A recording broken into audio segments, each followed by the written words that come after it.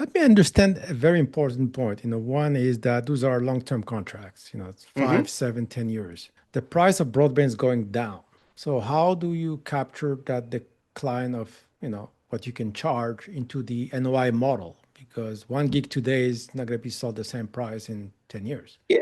Yeah, I think it all just shifts a little bit. So our transport to the property is large and can handle that increase, but we're kind of at a point where the transport cost is getting, it's not going to go much lower. I mean, it can't. And so, our service can adjust to what the resident and the owner wants to charge and provide. So, I think we're seeing, there are some marketing and sales efforts by some of the larger groups to kind of they push their prices up and now they're having to adjust them back down because they lost a lot of subscribers. There is kind of a middle ground and a sweet spot when you look at averages and things like that that I think most owners and operators are operating at right now. So, I don't think that we're going to see, 5 gig internet at $25. I mean, no one's doing that. And I don't think it's ever going to come down there. If anything, I think people are realizing that a gigabit is way more than what most people need.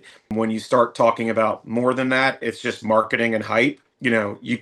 People are easily running 30 devices in their houses and their homes and apartments with a 100 meg connection, and they're perfectly fine. They don't true, and so like I think a lot of us has said as like that gig is like a great product. It gives the people that need the juice that they need, what is there. The people that don't, it's still priced effectively. And then it's going to cover, as you said, that long-term agreement. It's going to really provide for the length of what they need. I think the days of like providing 50 meg, 100 meg, we were all really bandwidth constrained by transport.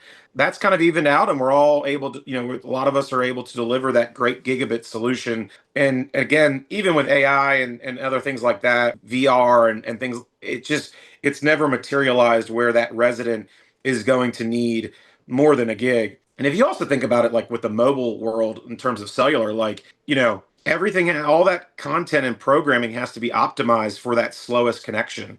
So when you have the ability to go faster, you get a little bit of a benefit, but still, it's the service, the content provider. The Netflix can't provide you content faster. They're at 24 megs or something, or Mm. 18 at one point. They're not going to get their servers and platforms can't provide the content to you any faster. Even though your connection is a 10 gig connection, you're still getting it at 18 megabits from Netflix in a 4K stream. So it's usually at the other end where there's the bottleneck.